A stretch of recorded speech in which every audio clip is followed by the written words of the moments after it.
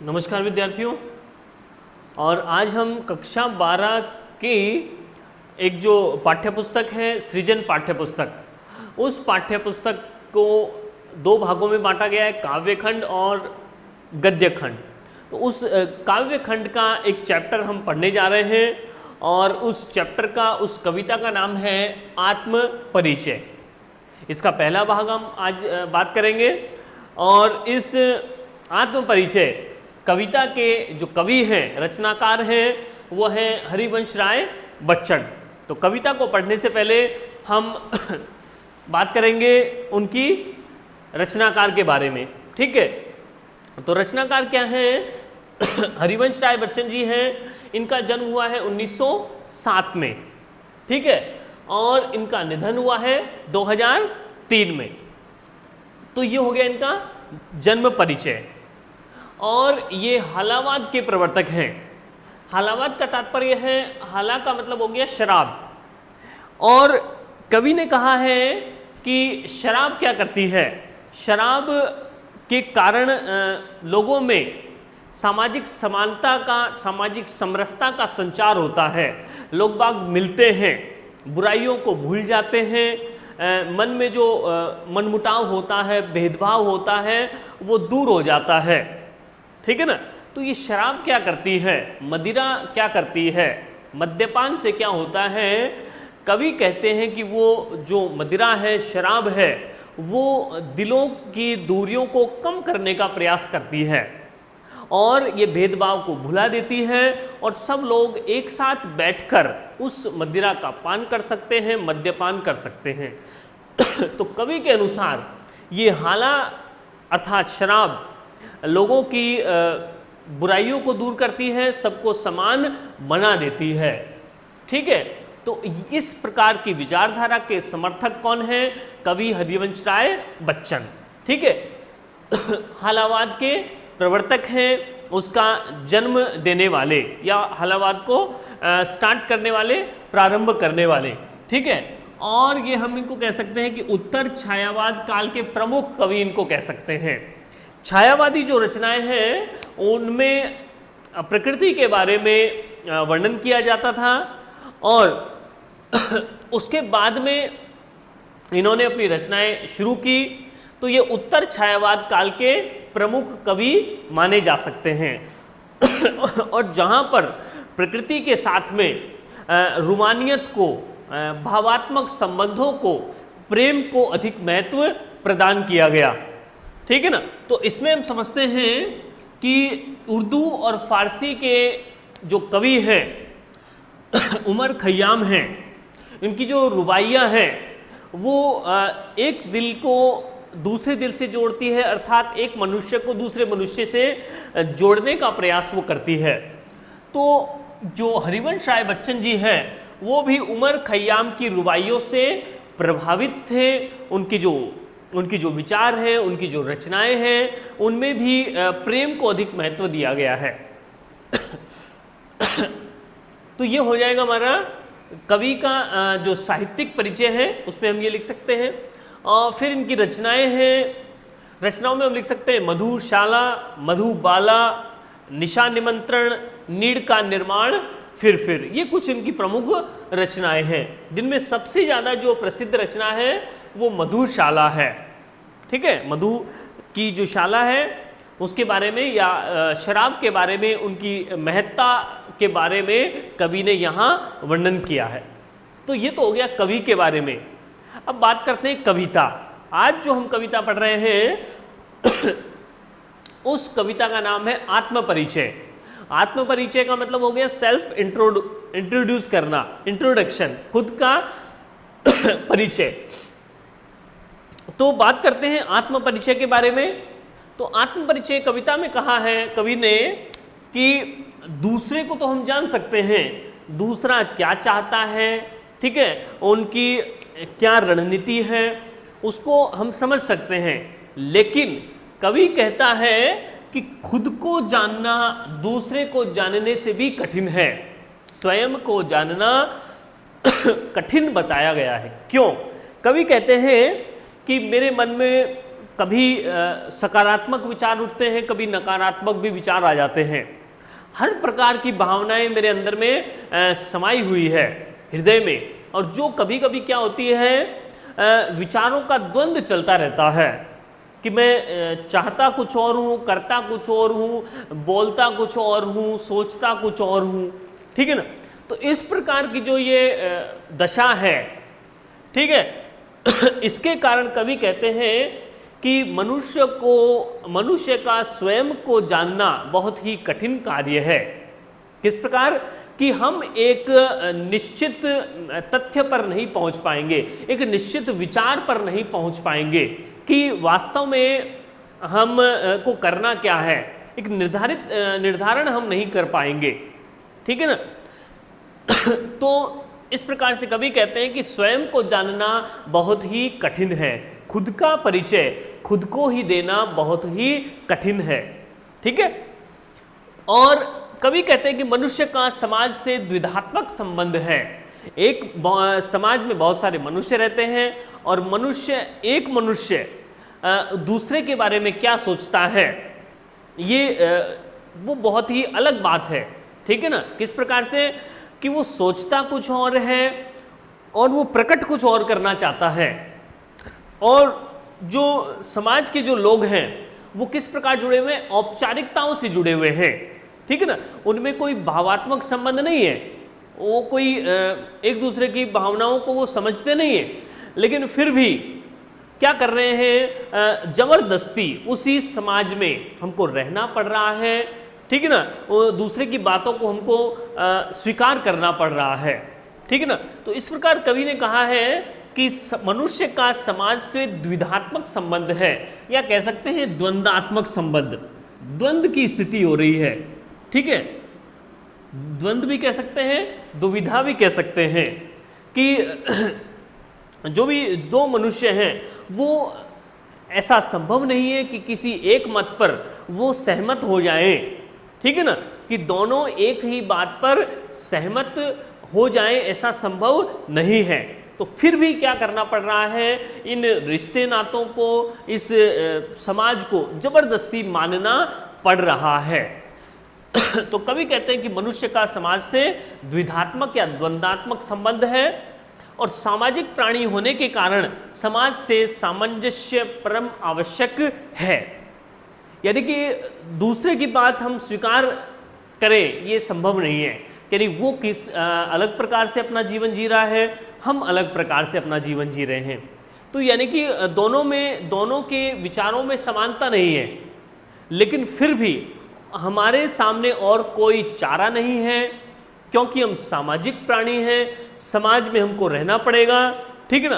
तो इसलिए एक ऑप्शन हमारे पास है, एक ही विकल्प बचता है, और वह यह है कि जितने भी समाज के लोग हैं वो एक दूसरे के साथ में सामंजस्य बनाए रखें, समन्वय बनाए रखें, कोऑर्डिनेशन बनाए रखें, और तब तो क्या हो सकता है कि वो समाज चल सकता है, ठीक है ना, अन्यथा नहीं हो सकता है। तो कवि कह रहे हैं कि यद्यपि समाज से हमारा द्वंद्वात्मक संबंध हो, फिर भी हमें समाज के साथ में सामंजस्य बनाते हुए अपना जीवन जीना चाहिए, ठीक है। तो बात करते हैं चैप्टर की, कविता की। कविता में कहा है कि मैं जग जीवन का भार लिए फिरता हूँ, फिर भी जीवन में प्यार लिए फिरता हूँ, कर दिया किसी ने झनकृत जिनको छूकर, मैं सांसों के दो तार लिए फिरता हूँ। तो कवि क्या कह रहे हैं कि मैं जग जीवन का भार लिए फिर रहा हूँ, जग जीवन का भार। कवि क्या कह रहे हैं कि ये जो संसार है, जग यानी संसार, ये इस सांसारिक जीवन का मैं बोझ अपने सिर पर उठाए हुए घूम रहा हूँ, या बोझ स्वरूप जो जीवन है उसको मैं जी रहा हूँ। बोझ स्वरूप क्यों है? क्योंकि मेरी जो विचारधारा अलग प्रकार की है, मैं अलग प्रकार से जीवन को जीना चाहता हूँ, लेकिन समाज के लोग हैं, परिवार के लोग हैं, वो मेरे ऊपर अपनी विचारधाराओं को थोपते हैं कि तुम्हें इस लाइन में जाना चाहिए, तुम्हें ये काम करना चाहिए, इस तरीके से करना चाहिए। तो ये जो चीज़ें हैं, ये जो रीति रिवाजों को थोपना है, ये जो सांसारिक जीवन है, ये एक प्रकार से मेरे लिए बोझ के स्वरूप में है, या एक प्रकार से कभी कह रहे हैं कि मैं क्या कर रहा हूं, सांसारिकता का बोझ लिए हुए मैं फिर रहा हूं फिर भी जीवन में प्यार लिए फिर रहा हूं।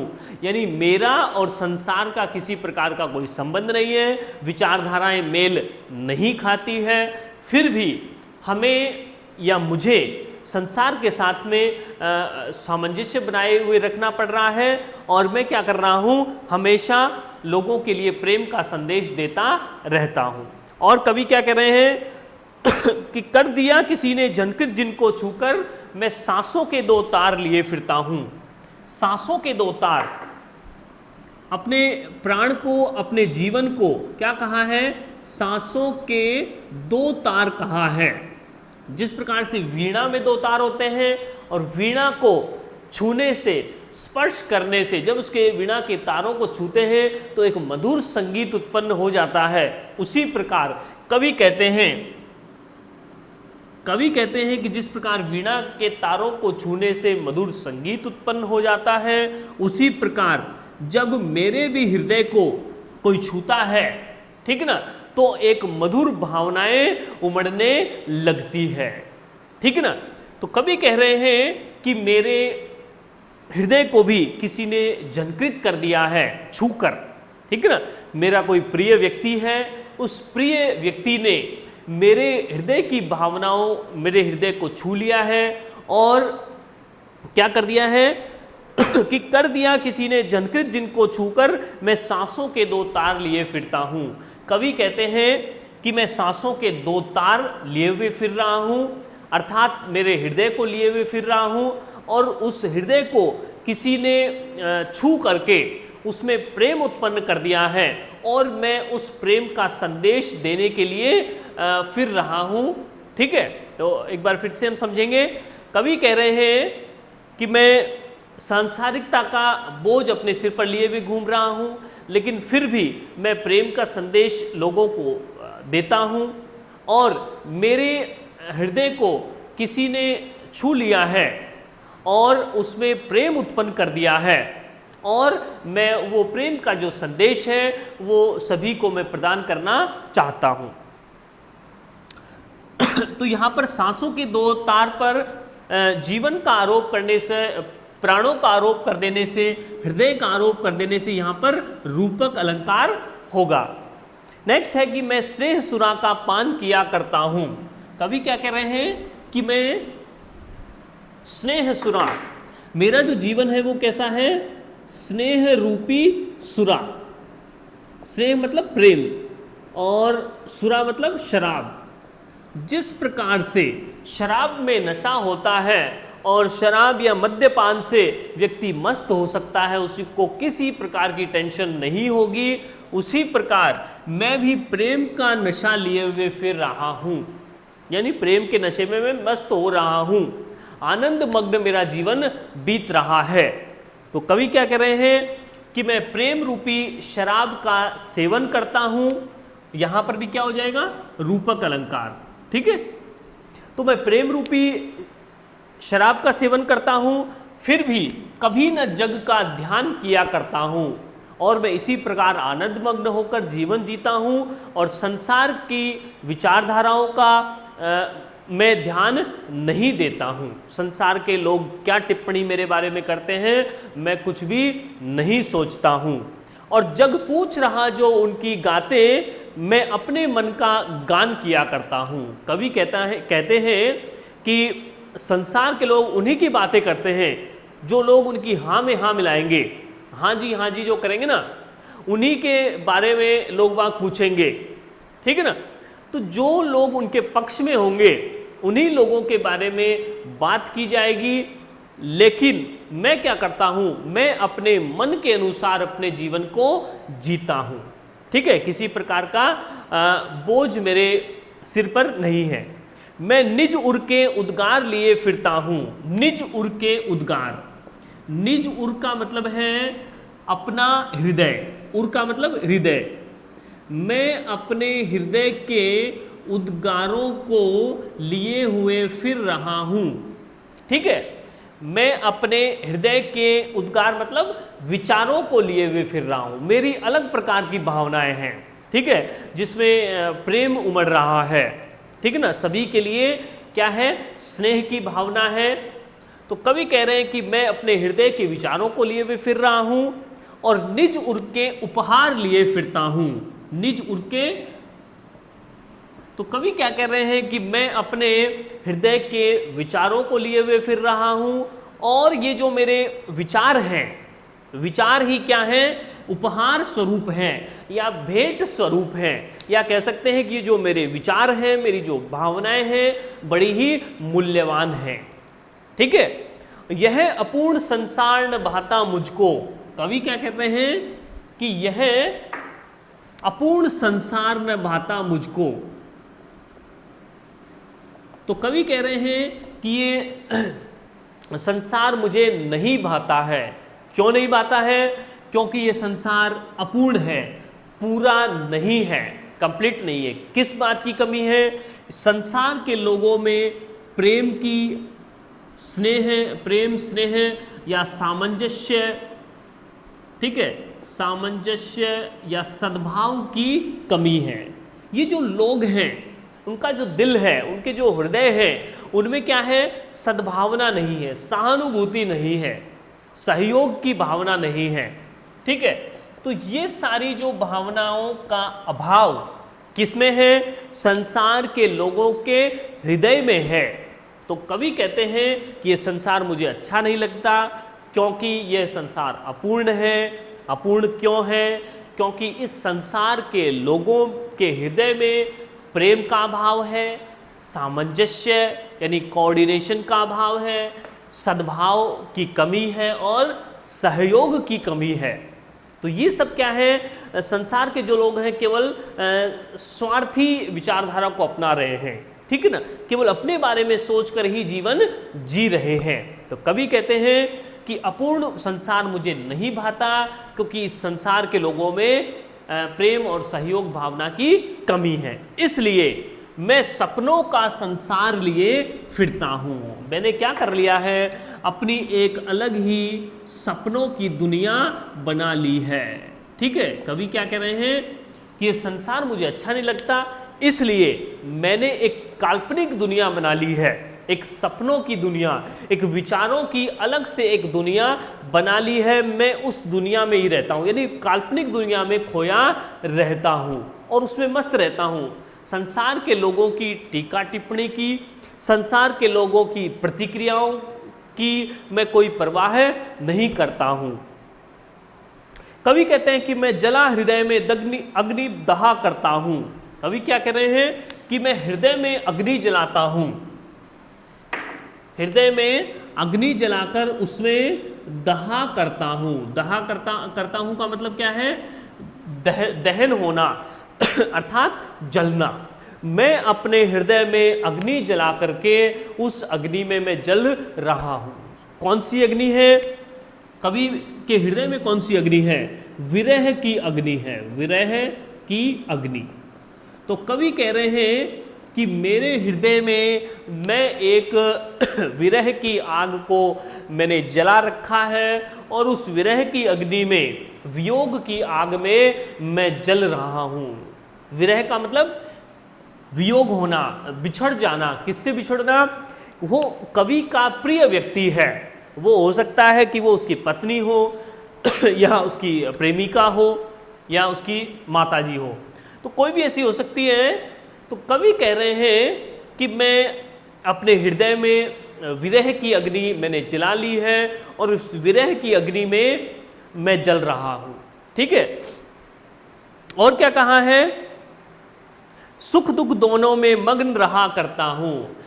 तो विरह की अग्नि में मैं पीड़ित हूँ, परेशान हूँ, लेकिन फिर भी सुख और दुख दोनों परिस्थितियों में मैं सामंजस्य बनाते हुए समभाव से अपना जीवन जीता हूँ, एक समान भाव से अपना जीवन जीता हूँ। और क्या कहा है कि जग भव सागर तरने को नाव बनाए। जग जो है यानी संसार जो है, वो क्या करता है कि भव सागर तरने को नाव बनाता है। ठीक है, भव का मतलब संसार और सागर का मतलब सागर या समुद्र। तो जिस प्रकार से ये सागर बहुत विशाल होता है, अनंत होता है, उसी प्रकार से ये संसार भी क्या है, विशाल है। तो कवि कहते हैं कि इस संसार रूपी सागर को या भव सागर को पार करने के लिए संसार के लोग नाव बनाते हैं, अर्थात अपने अलग अलग तरीके अपनाते हैं। इस संसार रूपी सागर को या भव सागर को पार करने के लिए क्या करते हैं, संसार के लोग अपने अपने तरीके से जीते हैं। ठीक है ना, कोई ईश्वर को मानता है, ठीक है ना, कोई ईश्वर को नहीं मानता है। ठीक है ना, तो इस प्रकार से संसार रूपी सागर को पार करने के लिए लोग बाग नाव बनाते हैं या अपने अपने तरीके अपनाते हैं। लेकिन कवि कहता है कि मैं मन मौजों पर मस्त बहा करता हूं। मन मौजों पर मन का मतलब हो गया मन के विचार, भावनाएं, और भावनाएं, मौज का मतलब होगी लहर। ठीक है ना, तो ये विचारों रूपी लहरों पर, ये जो मेरे विचार हैं, ठीक है ना, ये विचार क्या है, लहरों के समान है। जिस प्रकार लहरों पर बैठकर पूरे सागर को पार किया जा सकता है, ठीक है ना, इस प्रकार की कल्पना की है कवि ने।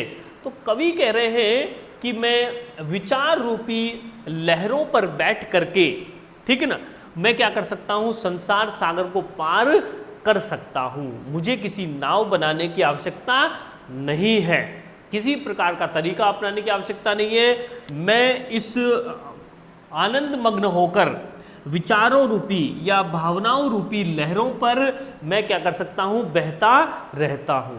ठीक है, तो यहां पर भी भव रूपी सागर, ये भी रूपक अलंकार हो जाएगा, और मन रूपी मौजें, यहां पर भी रूपक अलंकार हो जाएगा। ठीक है ना, फिर कवि ने क्या कहा है कि मैं यौवन का उन्माद लिए फिरता हूं। कवि क्या कह रहे हैं कि यौवन का उन्माद, यौवन का मतलब जवानी हो गई, और उन्माद का मतलब है खुशी या पागलपन। ठीक है, तो कवि क्या कह रहे हैं कि मैं जवानी का पागलपन मेरे अंदर है या कह सकते हैं उन्माद का मतलब उत्साह, उत्साह, जोश, एनर्जी। ठीक है, तो क्या कह रहे हैं कवि कि जवानी का पागलपन लिए हुए या जवानी का उत्साह लिए हुए मैं अपना जीवन जी रहा हूं, और उन उन्मादों में अवसाद लिए फिरता हूं। लेकिन कवि कहते हैं कि मेरे जीवन में सुख भी है तो कुछ दुख भी है, उन्मादों में अवसाद। ठीक है, तो क्या कह रहे कवि, उन्माद का मतलब हो गया खुशी, पागलपन, जोश।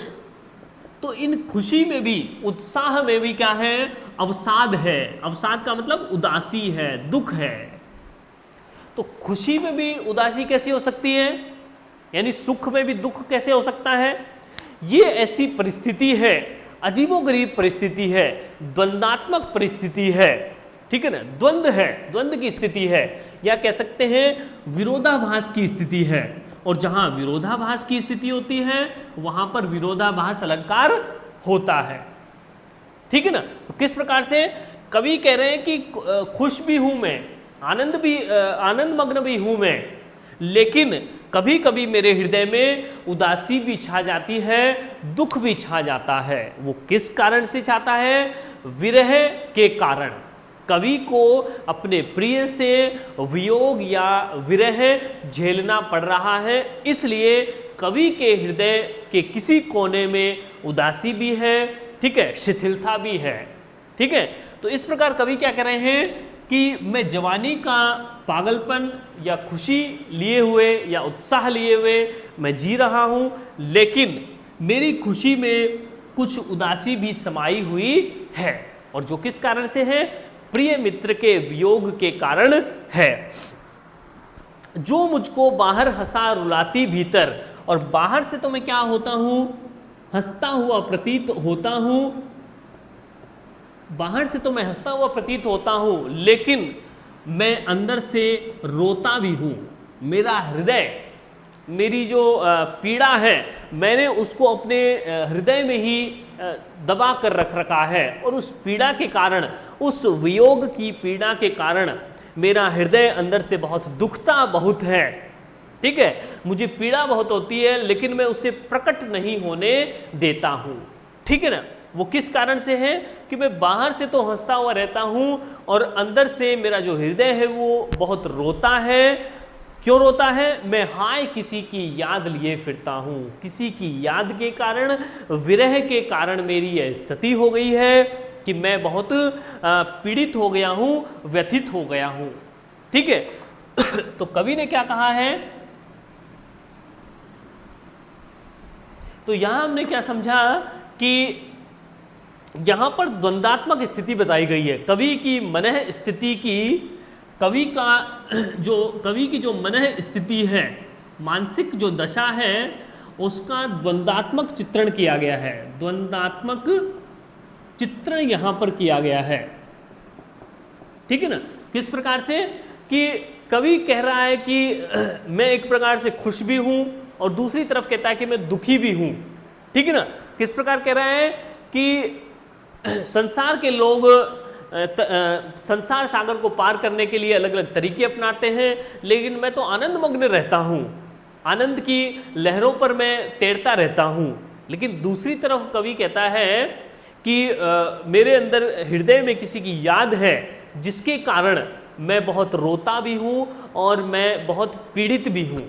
ठीक है ना, तो यहाँ इस प्रकार से कवि की मनः स्थिति का द्वंद्वात्मक चित्रण किया गया है। और चैप्टर का अगला भाग, आगे का भाग हम देखते हैं अगले भाग में। धन्यवाद।